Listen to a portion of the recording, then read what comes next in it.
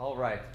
So we build augmented reality, but we build it with a different flavor of sort of design in mind. We really care about the human nervous system, and we're actually building a computer for the human nervous system.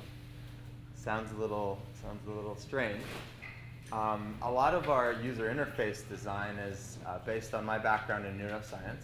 We're making sure that the computers that we build today are going to be so freaking intuitive and easy to use that anyone at any age, any time can use them.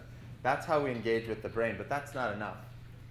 You have things like the Oculus Rift that you can plug into, and they'll simulate a reality, and they'll engage lots of parts of your brain and create what they call presence, but they'll disconnect you from your peripheral nervous system, the rest of your body. So that's not something we're interested in, and we're building interfaces that actually also engage the body. So let's get into that. This is what we build. The guy that built the user interfaces for Iron Man 1 and 3 is building the UI for Meta. So you're going to see a lot of stuff that looks like this. And you'll note that there's actual engagement with the peripheral nervous system, with your neurons on your fingers, and the holographic material. And we're treating holographic material as it is physical material. So it's very easy to use this kind of technology. But what is neurohumanism? Neurohumanism is the philosophy underlying everything. So this is our bombastic catchphrase. All right. Let's get into it. Good. So that's one of my favorite quotes. Neurohumanism. What is neurohumanism? It's relevant to all of you guys, or anyone who's trying to build new technologies. The idea that we're going to understand the principles of the human mind, interface with the human mind very seamlessly, and it's basically an algorithm for developing the most intuitive interfaces in the world. All right. So it's an algorithm that is only 3 steps, and once you internalize these 3 guys, you can build interfaces the way Steve Jobs would build them, and the way Elon Musk would build them. I saw in the entrance, and this is the underlying secret, in my opinion. So first step is deceivingly sort of it sounds complex, but it's not really. It's try and understand the brain. Try and understand the part of the brain that your user interface is going to engage with. Okay? So if you're building a application that is streaming video, so this is engaging the visual system. This is engaging, I'm doing all sorts of things with my visual system as I'm processing the information. And once you understand that part of the brain sufficiently, you'll know what interface to build. So only then you build the tech that works as closely as possible with your understanding of the brain. And third, you're going to actually create a brain extension with your app. Okay?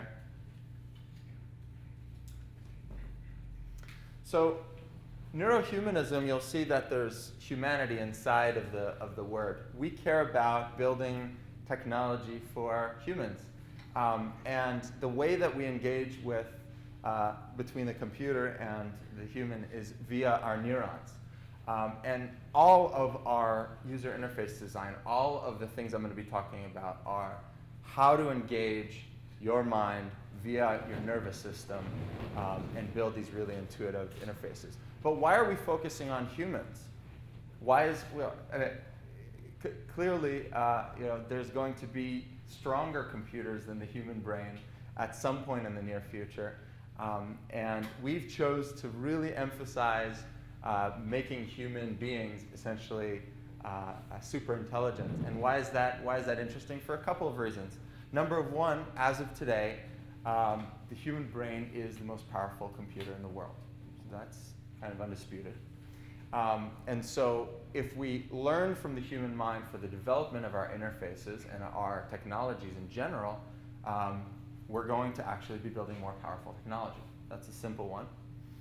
And the other one is broad reach. The minute you build a neurohumanistic user interface or application or piece of hardware technology, you can put it on a 90-year-old grandmother or a 2-year-old child or a tech geek, and they're all going to know how to use it immediately. And so that's really the second part. So this isn't a moral philosophy about why humans are superior in any way, shape, or form. It's just telling you that this is a good way to learn to build interfaces. So what are the kinds of technologies that this is going to be relevant to? On the one hand, you have augmented reality, which is my company, virtual reality, which is Oculus Rift and similar, and human-computer interfaces, which is anyone who's building an app ever. Okay, that's the first sort of group of technologies that neurohumanism is really going to disrupt in the coming years. And the second group, which is much deeper and much longer term, is artificial intelligence, intelligence amplification, and brain-computer interfaces, which is actually, in the longer term, I'll tell you a secret, where Meta is going. Okay? Good. So at the core, at the heart of neurohumanism, there's this phrase right here. We seek to build interfaces that engage with many parts of the brain with really high throughput. What does this mean? This means that, for example, when I'm building an app that engages the visual system, it should ideally also engage the tactile system. So your visual system is your occipital cortex, and your tactile system is your somatosensory cortex. And there are many other parts of the brain that you're going to strive to engage with. The more, the merrier, pretty much. And that's how you're going to design your interface. And we'll make it a little bit more tangible in a moment. High throughput. What does high throughput mean? It means that your brain shouldn't be spending too many extra cycles trying to understand or memorize the steps. You shouldn't cognitively overload it. You should have minimal number of steps to achieve a given task, and they should be as intuitive as possible. All right? That's what high throughput means in this context.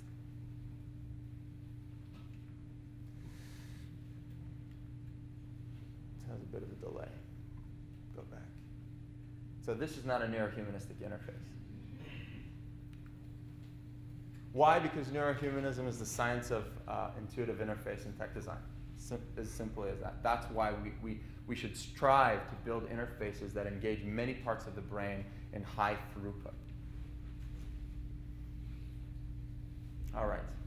So let's go dive into the human nervous system very quickly and high level, just so we all have an understanding of what the heck we're talking about here. It's divided into two: your central nervous system, your brain, okay, which has about 10 different areas that you as entrepreneurs should really know about, okay? Not more than that. You don't have to go into infinite depth, all right? And that won't be the focus of our presentation today, but I'm sorry, it will be the focus of our presentation today. And then there's also the peripheral nervous system, which is all of these purple wires that you see in the body.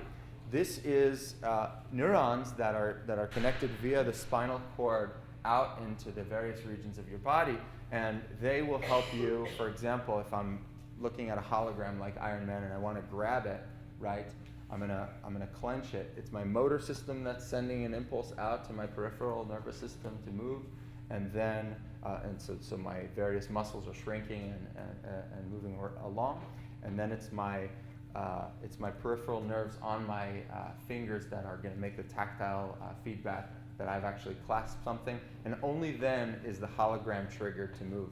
So you see how from the somatosensory or premotor cortex of the mind, which is up here in your parietal cortex, okay, you're sending a nerve, a series of pulses out to your peripheral nervous system, and you're performing an action, and that's a full kind of flow. And so that's your peripheral nervous system versus your central nervous system, which is essentially your brain. Let's go deeper into the brain.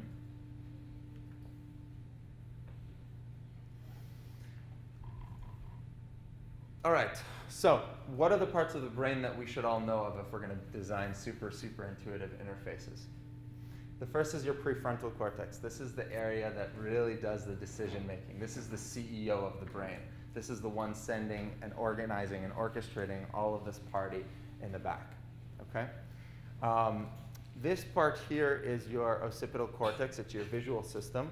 So from your retina, these action potentials are going through the center, the medial lobes, out into the occipital. And as you process visual information, it goes deeper and deeper in the mind. The place where you recognize objects is roughly over here in your medial temporal cortex, which is where you do sound as well. And the place where you see motion is going to be over up there in your parietal cortex. Your parietal cortex is also the thing that modulates attention. And attention is super important for building interfaces. So if you have all of these parts of the mind in your head when you're designing your interfaces, they're going to be spot on. And if you miss one or two of them, they're not. And there's this kind of neurohumanism checklist, which we'll send out later for when you want to design your interfaces, to make sure that it's something that maybe Steve Jobs would have been happy with.